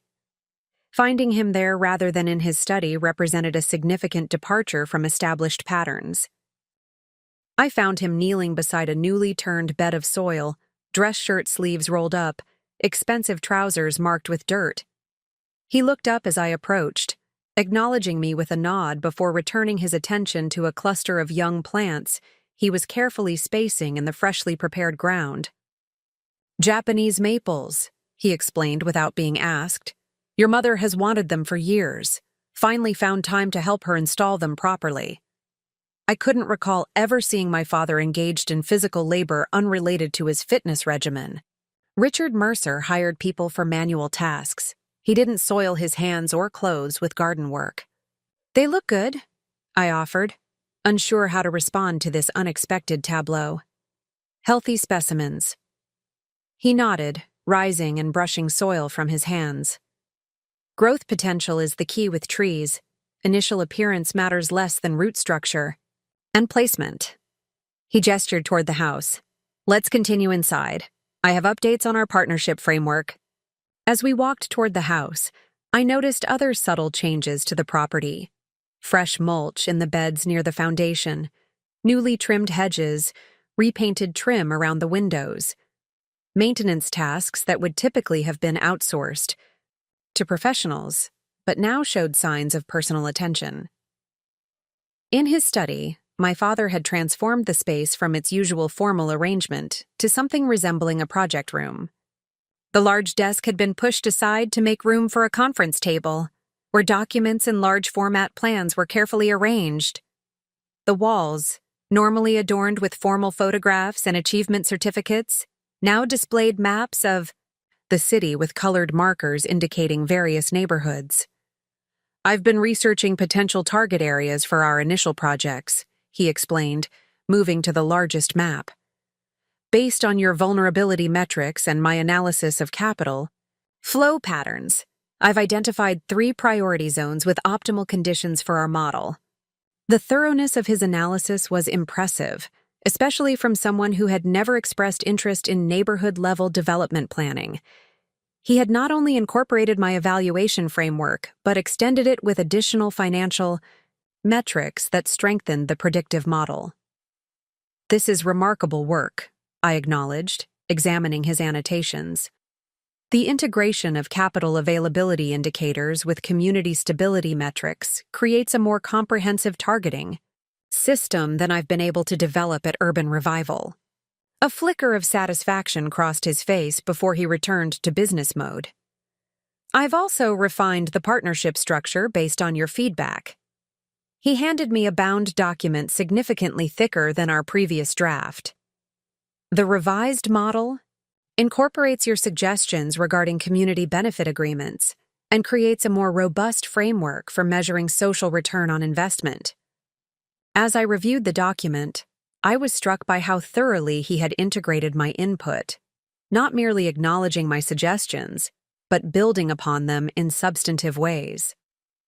This wasn't the perfunctory consideration I had sometimes received in childhood, when my father would ask my opinion only to demonstrate why his approach was superior. This was genuine collaboration, with my expertise valued and incorporated. You've made significant improvements to the governance structure, I noted, examining the section on decision-making protocols. The balanced committee approach addresses my concerns about deadlock risks while maintaining equal authority. He nodded, clearly pleased with my assessment. It draws from a model I implemented at Mercer Financial during our early expansion phase, a hybrid approach that maintains clear authority lines while preventing unilateral control. We spent the next 2 hours in detailed discussion of the partnership framework, moving from technical structures to philosophical foundations, with a fluidity that would have seemed impossible weeks earlier. My father's command of financial mechanisms complemented my understanding of community development principles, creating a model that honored both profit imperatives and social impact goals. As our discussion progressed, I became increasingly aware of something different in my father's demeanor, a vitality and intellectual engagement I hadn't witnessed in years. The defensive posture and dismissive certainty that had characterized his usual business discussions had been replaced by genuine curiosity and analytical focus. I saw Eleanor yesterday, he mentioned casually as we took a break for lunch, joining my mother in the kitchen. She had some thought-provoking feedback on our community benefit distribution model. I nearly choked on my water. You met with Eleanor? Without me? I was downtown for a meeting with Mercer Financial's board, he explained, seemingly unaware of how unprecedented this initiative was. Your office was nearby, so I stopped in to introduce myself properly. She was kind enough to spend half an hour discussing our preliminary framework. My mother caught my eye across the table, her expression conveying that she found this development as remarkable as I did. Richard Mercer, voluntarily seeking input from someone he had previously dismissed as an idealistic do-gooder, represented a seismic shift in his approach. "Eleanor is brilliant," I said carefully. "What did she think of our model?" "She identified several areas for improvement," he acknowledged without defensiveness, "particularly regarding community representation in the decision-making process. I've incorporated her suggestions in the revised governance structure." He paused, then added with unexpected humility, "Her perspective on neighborhood investment dynamics is more sophisticated than I had anticipated.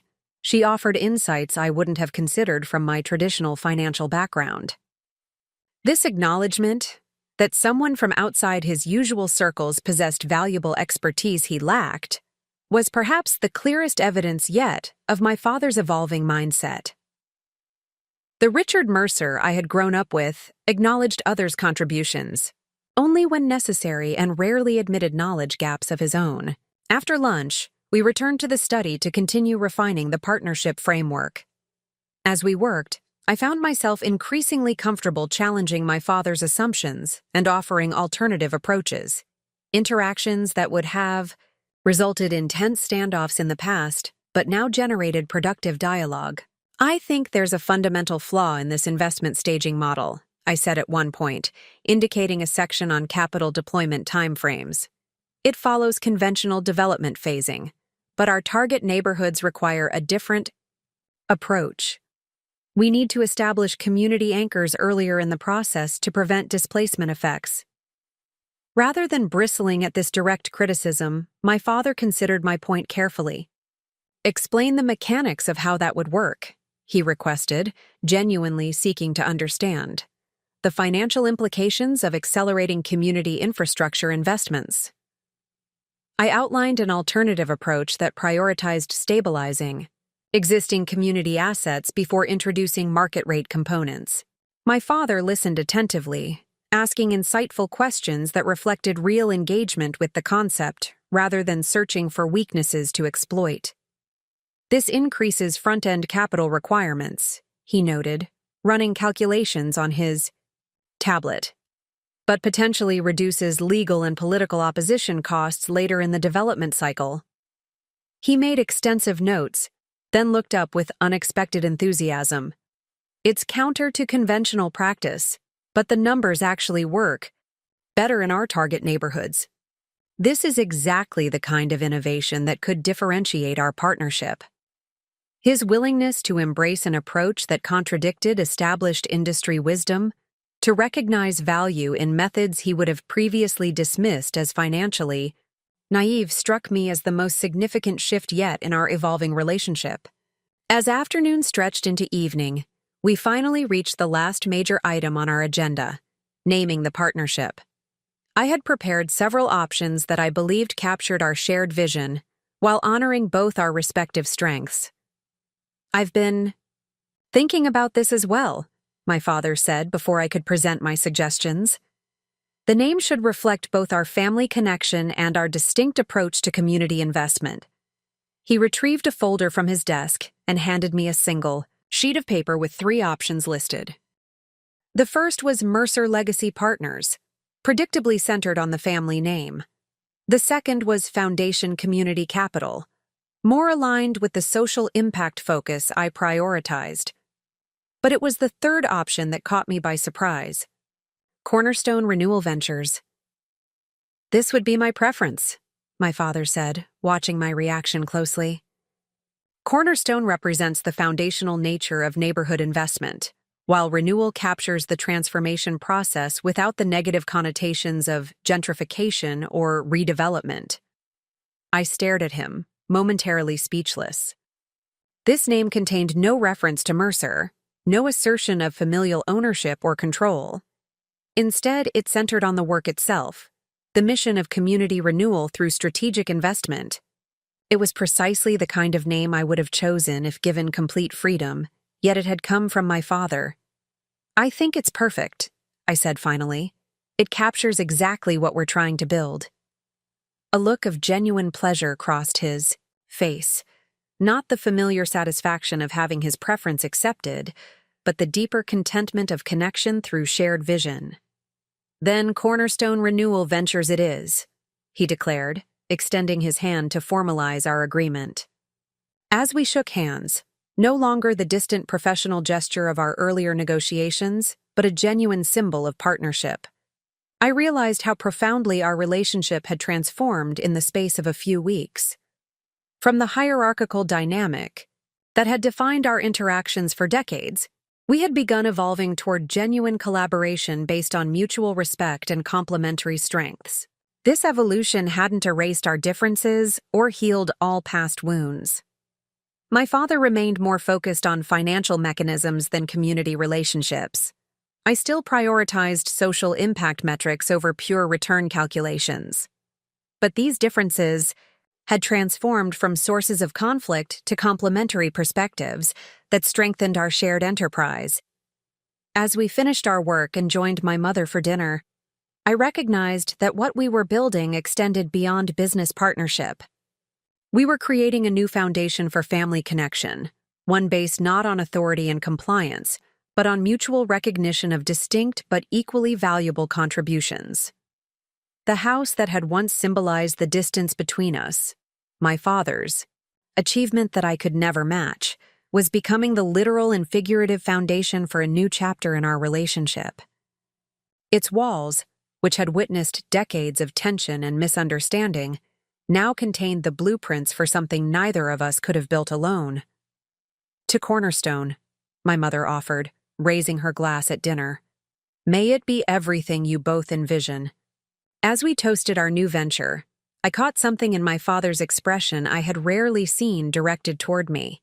Not just approval or acceptance, but genuine pride. Not pride in a reflection of himself, but in the unique strengths I had developed along my own path. That moment of recognition, more than any business success we might achieve together, represented the true renewal of our relationship, a cornerstone upon which we could build something authentic and enduring. The transition from conceptual agreement to operational reality began with surprising momentum. Within 2 weeks of finalizing our partnership name, my father secured temporary office space in a renovated industrial building downtown. A deliberate departure from Mercer, Financial's imposing high-rise headquarters. The open-concept loft with exposed brick walls and abundant natural light represented a physical manifestation of our new approach, transparent, accessible, and integrated with the urban fabric rather than towering above it. "What do you think?" my father asked as he led me through the space for the first time. The question itself reflected our evolving relationship. Richard Mercer genuinely seeking my opinion rather than presenting a fait accompli. "It's perfect," I replied, appreciating the symbolism as much as the practical layout. The central workspace promotes collaboration, while the conference areas provide privacy when needed. And the location is ideal, walking distance to 3 of our target neighborhoods. He nodded, pleased with my assessment. "I had them install additional data infrastructure to support your mapping systems. The building's recently upgraded fiber optic lines should provide the bandwidth you mentioned needing for community demographic visualization." This attention to my technical requirements, anticipating needs I had only briefly mentioned during our planning discussions, demonstrated how seriously he was taking my operational input. The Richard Mercer of the past would have prioritized impressive client-facing facilities over practical work tools. This balance of form and function represented another subtle but significant shift in his approach. As we explored the space, my father outlined his timeline for transferring select assets from Mercer Financial to provide our initial capital base.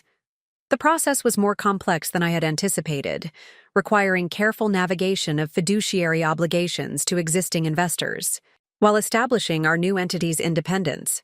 "The board has approved the spin-off of our community development portfolio," he explained, showing me the transaction structure he had developed. "These assets align with Cornerstone's mission and represent approximately $20 million in deployable capital. Combined with the properties you're contributing, will have sufficient scale for institutional credibility while maintaining the agility of a boutique firm.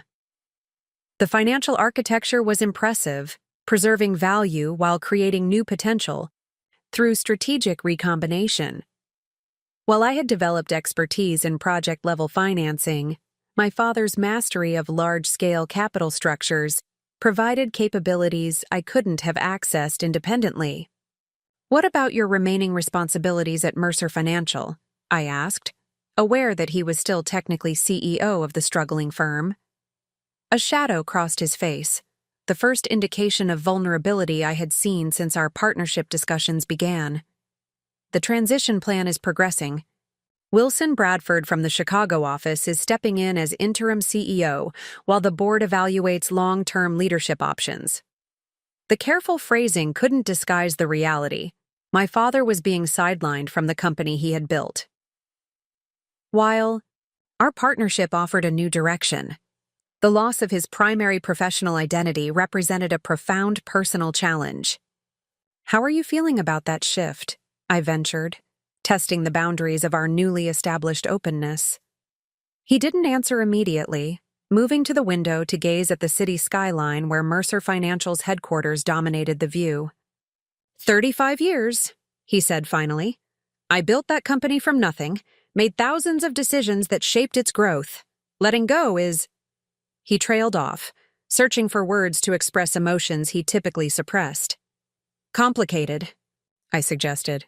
"Both an ending and a beginning." He nodded, appreciation flickering across his features at my understanding rather than judgment. "Precisely. There's loss, certainly. But also—" He hesitated, then admitted something I would never have expected from Richard Mercer. "Relief." The constant pressure to maintain growth trajectories, to project unwavering confidence regardless of market conditions, it became exhausting. This glimpse of my father's inner experience, the toll of sustaining the infallible persona he had constructed, created a new dimension of connection between us. For the first time, I could see beyond the imposing figure who had shaped my childhood to the complex human being navigating his own challenges and uncertainties. "Cornerstone offers something different," I observed. "Success metrics beyond quarterly earnings reports. Impact that extends beyond shareholder returns." "That's part of the appeal," he acknowledged. "Building something with lasting value rather than chasing market fluctuations." He turned from the window, composure restored. "But enough reflection. We have implementation targets to meet. The first neighborhood assessment team starts field research on Monday." The following weeks unfolded, with remarkable productivity as Cornerstone transitioned from concept to operation. My father approached the launch with the same meticulous attention to detail that had characterized his work at Mercer Financial, but with a new openness to collaborative input that transformed the process. Each morning began with a strategy session where we coordinated our distinct responsibilities, my father handling capital structure and investor relations, while I managed community engagement and project design. The division leveraged our respective strengths while creating natural integration points for cross-functional learning. "The Riverside Community Council has concerns about our proposed timeline," I explained during one such meeting, reviewing feedback from local leaders in one of our target neighborhoods. "They've experienced broken promises from previous developers and want more concrete commitments before supporting rezoning applications." Rather than dismissing these concerns as obstacles to be overcome, his typical approach to community opposition in the past, my father considered them thoughtfully. "What specific assurances would address their hesitation?" "Three main priorities," I replied, impressed by his willingness to engage substantively with community perspectives. "First, a legally binding community benefits agreement with enforcement mechanisms. Second, a phased development approach that prioritizes affordable housing before market rate components. Third, local hiring requirements with skills training programs for neighborhood residents." My father made detailed notes, then looked up with unexpected determination. "Draft the community benefits agreement today. I'll review funding structures. To accommodate the phased approach, and we'll develop a hiring framework that exceeds their expectations. I want to present a comprehensive response at Thursday's community meeting. This commitment to addressing neighborhood concerns proactively, rather than reluctantly, represented profound evolution in my father's development philosophy. The Richard Mercer who had dismissed community input as inefficient obstruction was now prioritizing relationship building as essential to project success. Similar transformations appeared in other aspects of our operation. When establishing Cornerstone's investment criteria, my father integrated social impact metrics alongside financial performance indicators, creating balanced scorecards that valued community stability and local wealth creation as core success measures. These sustainability factors need prominent placement in our investor presentations, he insisted while reviewing our marketing materials. We're not just promising competitive returns, we're delivering them through a fundamentally different approach to value creation. This wasn't mere window dressing or superficial social responsibility language. My father had immersed himself in the research on sustainable community development, educating himself about concepts he had previously dismissed. He approached this learning with the same rigor he had applied to financial analysis throughout his career. Eleanor noted this evolution when she visited our offices to discuss potential collaboration between Urban Revival and Cornerstone. Your father asked remarkably insightful questions about our tenant stability metrics, she commented. Afterward, he's genuinely engaging with the social dimensions of development, not just tolerating them as necessary concessions. He's approaching community investment with the same analytical depth he applied to financial markets, I observed. Once he recognized the value proposition, he committed fully to understanding the mechanics. It's more than intellectual engagement, Eleanor countered. I see genuine value alignment emerging. He's internalizing principles that previously seemed foreign to his worldview. This transformation became particularly evident during our first major project acquisition, a neglected commercial corridor in a historically underserved neighborhood. As we conducted site visits and community listening sessions, my father demonstrated unexpected patience with the complex relationship-intensive process of participatory planning. These residents have essential knowledge we can't access through data analysis alone, he acknowledged after a 3-hour community workshop that ran well beyond its scheduled conclusion. Their lived experience of the neighborhood reveals opportunities and constraints that wouldn't appear in market studies. This recognition that valuable insight could come from sources outside traditional expertise hierarchies represented perhaps the most profound shift in my father's approach. The man who had built his career on the primacy of financial acumen was now advocating for diverse knowledge inputs and collaborative decision-making. As Cornerstone's operational framework solidified, we encountered inevitable challenges that tested our partnership. Financial projections required adjustment as market conditions evolved. Community engagement processes revealed conflicting neighborhood priorities. Regulatory approvals faced unexpected delays. Each obstacle presented an opportunity to either revert to old patterns or reinforce our emerging collaborative model. One particularly difficult situation arose when a potential anchor tenant for our first development withdrew unexpectedly, creating a significant gap in our financial projections.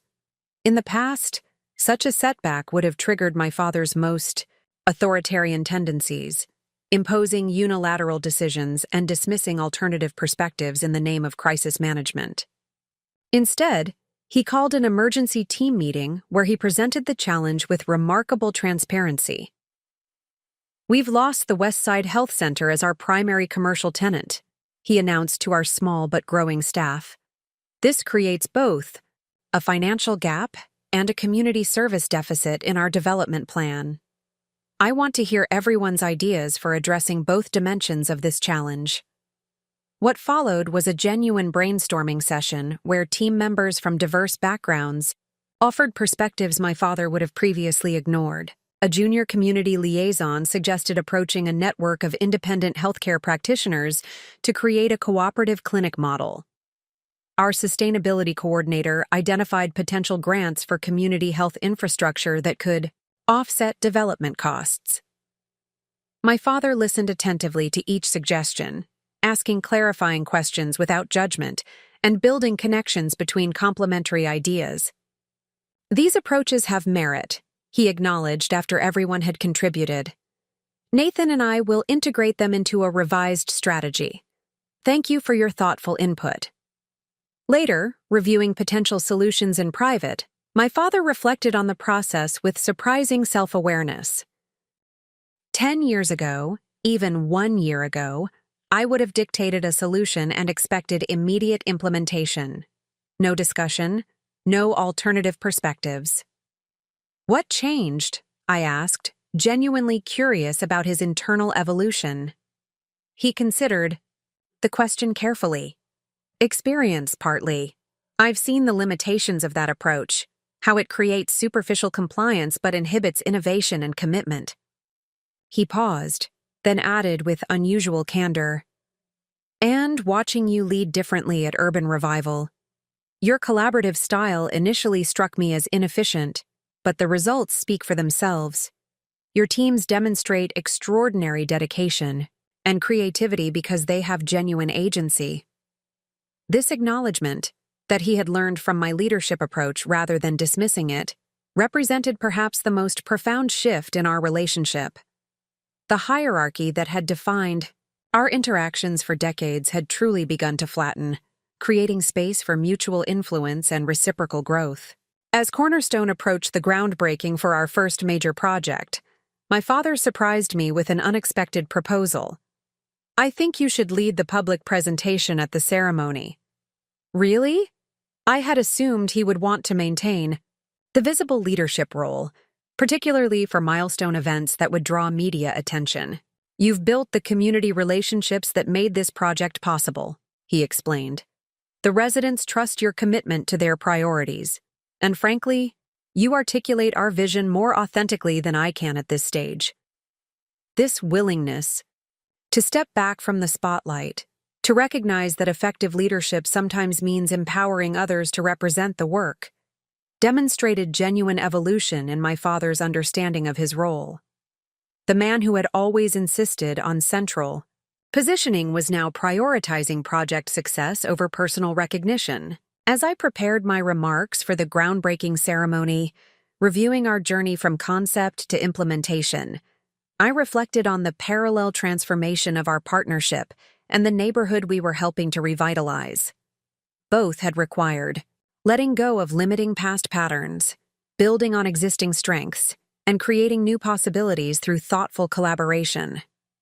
The implementation phase of Cornerstone had revealed something I hadn't fully anticipated: my father's capacity for growth and adaptation in his 7th decade of life. The rigid, authoritarian businessman was evolving into a more nuanced leader who could integrate multiple value systems and empower diverse contributions. This transformation didn't erase our differences or heal all past wounds, but it created a foundation for something neither of us had experienced before: a genuinely reciprocal relationship where each of us could learn from and be changed by the other's unique strengths and perspectives. Up next, you've got 2 more standout stories right on your screen. If this one hit the mark, you won't want to pass these up. Just click and check them out, and don't forget to subscribe and turn on the notification bell so you don't miss any upload from us.